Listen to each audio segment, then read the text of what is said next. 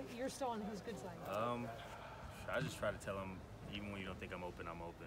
But he hasn't had any arrangement with me that we've talked about necessarily, but we kind of talk about things from a standpoint we see in practice.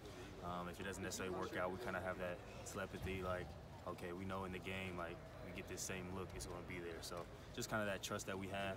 Him and Austin probably got something going on with them being roommates, but that's a story for another day. He specifically listed movies, bowling. KJ said they have this thing where they FaceTime.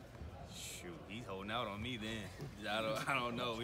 We don't have anything set, but we kind of know where each other is going to be on the field, especially on the deep balls. I mean, we haven't necessarily connected, but in practice it's always there. We're just kind of waiting for that opportunity. But I've caught a couple in the slot, which is different.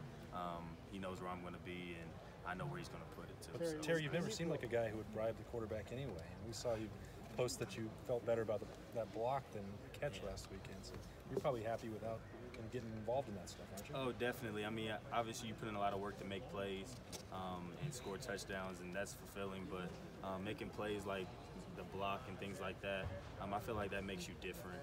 There's a lot of guys in the country that can score and run and catch touchdowns, but how many could take two on a block on a bubble? So, Coach Hartline does a really good job of emphasizing what makes you different, sets you apart, and I just felt like that showcased that. Terry, when you're facing a team that you know can put up points, they can, how does that affect the way that you guys approach the game offensively? Well, first of all, we got to take care of the ball. We can't give them any extra opportunities, and we got to execute when we're in that red zone. We got to get 7 points instead of 3. Those are the two main things that come to my mind. That's part of our plan to win, and we just got to execute at a high level, take our shots, and we got to hit them in big games. I feel like that's the biggest thing. You got to capitalize on every time you touch the ball, and for the most part, I feel like we've been doing that. This is a game where 30 points probably isn't going to get that, maybe even 40. Right. Is it like to feel, okay, we just got to keep it rolling? Well, definitely. We know as an offense we got to take care of the ball, and obviously we got to score points. But we just got to keep our rhythm going, and they're a good defense too. So we anticipate we possibly may have to punt, but that's okay. We trust our defense, and we may have to play the field position game. But once we get our opportunities, we definitely got to connect and capitalize because, like you said, we could get into a shootout. We got to be prepared. Terry, how proud are you of this receiver core from where y'all have come? I know we dredged up a lot from where y'all have come to now. The TCU game, y'all came up huge. Obviously, Austin had his struggles, but came back and said. But I don't know how would you summarize where y'all have come from, but how proud are you of where y'all have gotten to? A lot of people may not believe it, but we expected it, especially having a veteran group. That's a big reason why we came back.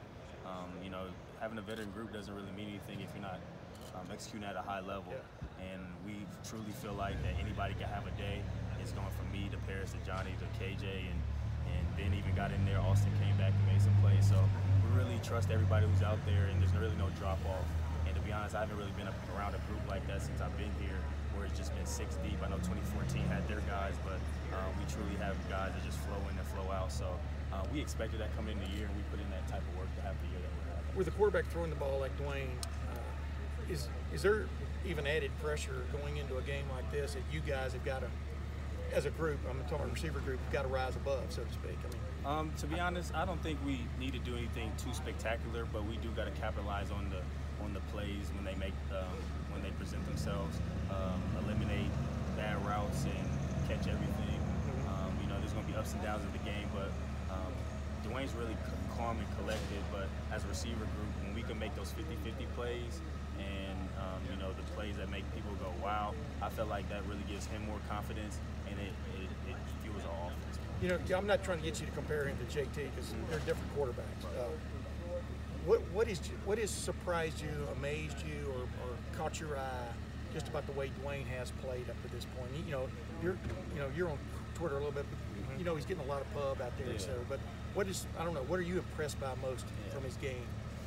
I know people throw the word around there a lot, but poise is really what I think of. There's sometimes in the summer and the spring, and he may get beat in a race, or he may not necessarily be the strongest or the fastest. You didn't quite know how that was going to turn out because JT won everything, and as your quarterback you want that. But the way he commands our offense, the way he's grown as a leader, it hasn't really surprised me, but it's also refreshing to see that as from a guy that's a first-year starter. So, you know, just the way he doesn't get too high and too low, the confidence that he has in his guys. Like, so many guys have caught balls because he instills that kind of confidence into it. Terry, you mentioned